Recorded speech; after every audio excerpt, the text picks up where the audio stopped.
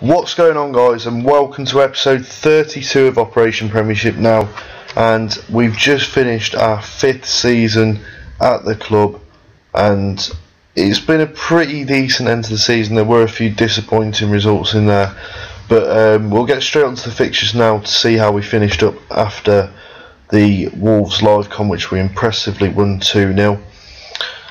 So there is the Wolves game. Next up was Charlton away, and we were absolutely battered 3-0. Really poor performance after two big wins over Blackpool and Wolves, two games we weren't expected any points from. Charlton, probably a team we were more likely to fancy ourselves against. We just got outplayed. We were poor in front of goal. We didn't really create anything, and when we did create something, the strikers couldn't finish it. We had slightly more possession as well, which makes it even more disappointing that we lost 3-0 thanks to Bastillo, Falkingham and Power getting the 3 goals for them. We then played Huddersfield away and drew 1-1. A goal from Victor Anichebe with just under 20 minutes to go. Looked like he might just have given us 3 points, but 5 minutes later Huddersfield equalised through David Goodwillie, and they had more chances again. We're having more possession, even away from home we're having more possession now, but we're not creating the same amount of chances as the home side, which is a little bit disappointing, something we'll have to work on. But for now, a draw against Huddersfield wasn't a terrible result. We then played Bolton away and won 3-2, and this was a really good win against a team that were down there fighting the relegation battle. Marcus Pedersen own goal after 4 minutes gave Bolton the lead, but then we came back storming. 7th minute own goal from Matt Mills made it 1-1. David Davis on 37 made it 2-1 at half time. Bebe 10 minutes into the second half made it 3-1. Marvin Sordell did get one back 10 minutes later for them to make it 3-2, but they couldn't do anything about it, and Tommy Docherty that compounded the misery for Bolton by picking up 2 late bookings to get a sending off. And again, the chances, we were very even, but again we're having more possession away from home than the home side, which is really good to see, and it's something that I want to carry forward into next season. We followed that up with a win against Birmingham City at St Andrews 3-1, and this was a really good result again. They took the lead after 9 minutes through Craig Conway, and we came back through 2 from Anichebe on the 24th and 44th to make it 2-1, and Pedersen on the 59th made it 3-1. If you just look at it statistically, it was a non-contest. They had hardly created anything. We had more possession, far more chances, and were really good on the day. Really pleased with that result in a local derby as well. We then, though, picked up a defeat against Millwall at home. I was thinking we could go on a bit of a run, and at this point, if we beat Millwall, they were in 10th, and if we beat them, we would have gone ahead of them. But 2 goals from Andy Keogh on 19 and 73 gave them a 2-0 win, and it was just a really tight game that they edged. And I've said it a million times before, he's so overrated on this game. I can't remember a game I've played against Millwall when he hasn't scored if he's played, and it just makes it 10 times harder to beat Millwall. You can't deal with him, he's so difficult to deal with. 2-0 defeat wasn't good though. We then played, I think it was Colchester, lost 2-1 away from home. This was another disappointing result. They were in mid-table, but I was expecting a bit more. We took the lead through a Shalem Logan own goal after 15 minutes, but then 33 minutes they equalised through Zalea, and to really just rub salt into the wounds, Stapira made it 2-1 right at the end of the game to take a point away from us. And I was disappointed again because they've only had 4 on target. They managed to score 2 of them. They've had more possession, but I just think that we are a better side than Colchester, and they're a team we should be looking to beat. And then it was made 3 defeats on the trot when we were beaten by Sheffield United at home. Sheffield United were lower than down in the league than us, but we just couldn't turn this possession into a win. 63% possession, 17 shots to their 8, 7 on target to their 3, and just nothing much created. They scored 10 minutes into the second half through Daniel Powell and won it 1-0. Really disappointed with that result. However, after that result, the morale was really low at the club, and I was worried that we were going to finish the season on a run of defeats. But we bounced back in the next game against already relegated Middlesbrough and battered them 4-0. Fornoni after 12, Pedersen after 19, Fornoni again a minute into the second half, and Pedersen 7 minutes from time, giving us a fantastic 4-0 win. 7 shots, 6 on target and 4 goals. That's really clinical finishing. They had more chances than us but didn't take them, and it's happened to us many times this season when we've created far more than the opposition and not taken the chances. It's happened for us this time, and we've done well today to come away with a good win. And then our last final game of the season was away at Nottingham Forest, a team around us again, and it was a fantastic 3-0 win. Not one I was expecting. Last two games of the season, 7 goals, none conceded. Sabai after 17 minutes, Anichebe after 27 and Pedersen after 40 made it 3-0 at half time, and that's how it finished. Chances wise it was an even game, but if you look at the possession, we kept the ball really well. 57% of the possession is really, really good. So that means that in the Championship we finished 14th, just below mid-table with 59 points, and that is our best season to date. 1 place better than our second season in the Championship, although we did pick up the same amount of points as that season, and our goal difference is 1 goal better. -5 back then, -4 this season. So the teams promoted from the Championship: Wolves, Villa and Fulham through the playoffs. Going down, Middlesbrough bottom of the league, Ipswich and Bolton. I'm pleased with that finish, I really am, because I think that means that we can push on and try and get top half, maybe just sneak playoffs, depending on the signings we make in the window. I've got a few players leaving to tell you about who won't be signing new deals, or most likely won't be. In the Premiership, United champions, Arsenal, Tottenham and Chelsea in the Champions League. Man City, Liverpool and Sunderland have got to settle for the Europa League. Going down, Derby, Everton and Stoke. So Everton returning, that'll be a return for Joaquin Reno to the Rico.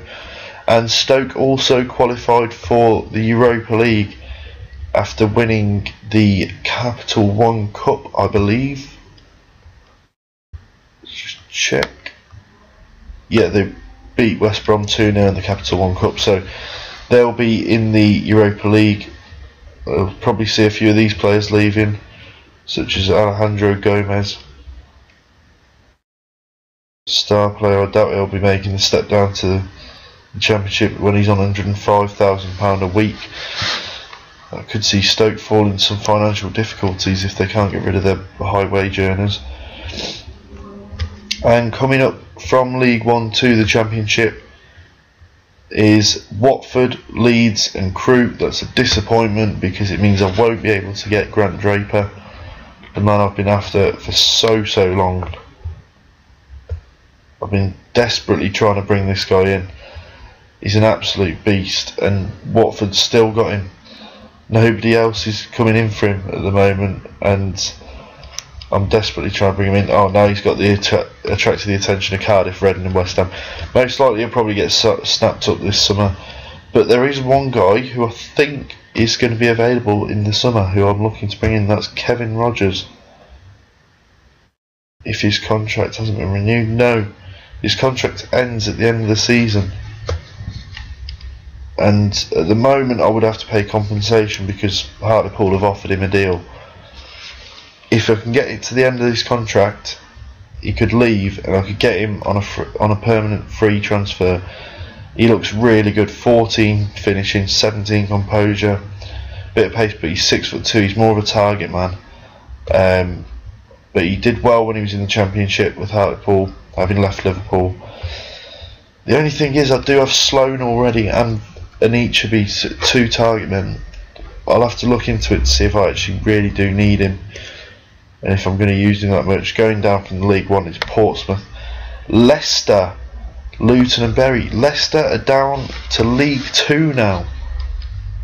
That is a real shock on the cards, and I'll have to look at some of these players because they've got some really cracking players for the Championship in their side who I think could do a job for me.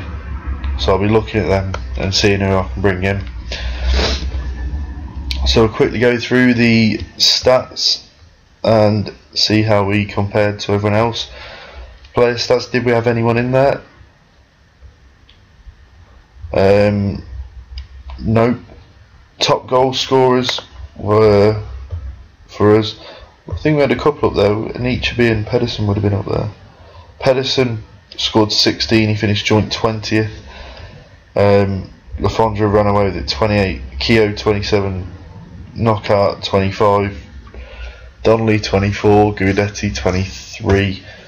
Is Guidetti on a permanent or on loan? He's on a permanent. 17 grand a week. See, they're the sort of wages that we can't afford as a smaller championship club, and the other clubs are able to pay them. I may see if I can get Chuba Akpom on loan next season, because he's going to go back to Arsenal. He's a good goal scorer. But Anichebe is down in joint 32nd with 13. Now, something weird happened with Anichebe when I signed him. I think it was a bit of a glitch in the game, because he had this spell on loan, and when he was on loan he played in the FA Cup third round against Blackburn when we drew.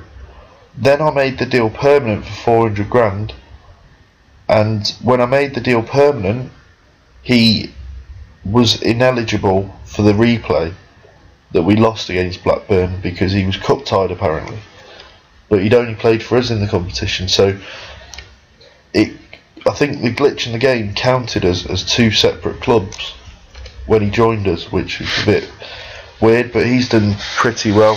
Had a very good average rating up front, even since he's joined on a permanent deal. You do sometimes get it when you get someone on loan, and then as soon as you sign them permanently, they stop playing. Setting goals up wise, we haven't really had one person who's done it this year, as we have in previous seasons. John Flex first with 8 for us, and then you have to go back to Christoph Testra, it was 7, and Anichebe and Pedersen was 6 each. So not really had one up at the top like we have in the recent times, but overall a good season, and looking forward to the next season in the Championship. Players that will be leaving the club, or most likely are going to leave the club on a free transfer, are Arturo. He scored a few goals at the start of the season, but his age just came into it, and I didn't deem him to be as good as Anichebe, especially once he started playing, or Sloan once he was brought in. Alban Meha will be leaving. He's just 31 now. Don't think he's quite good enough for what we need, even though he's got a decent average rating, and also 8.5 grand a week. I'd like to get that off the wage budget. Cesar Fanoni and Bob Demerel will go back to their parent clubs after their loan deals, and the other person to leave, or most likely to leave, will be Scott Dan. Unless he lowers his wage demands, I can't keep him on, because he wants 14.75 grand a week. I can't afford that. I don't want to pay him 12. I want to reduce it to 10, because he is getting into his 30s now. He's still a good defender. I would like to keep him. He's my captain, but unless he does decide he wants a little bit less and he wants to be fair about it, he won't be signing a new deal. So guys, that'll be the end of this episode. Next time you see me will be at the end of the August transfer window, and I'll be reviewing the transfers in the summer, the first few fixtures of the season, and maybe slipping a live com depending on what fixtures there are coming up. So guys, I hope you enjoyed the episode. Please do give it a like, subscribe if you haven't already, and as ever, if you want to ask me any questions, please feel free to leave anything in the comment section. I will try to reply to all of them. So guys, have a nice day, and I'll see you later. Bye.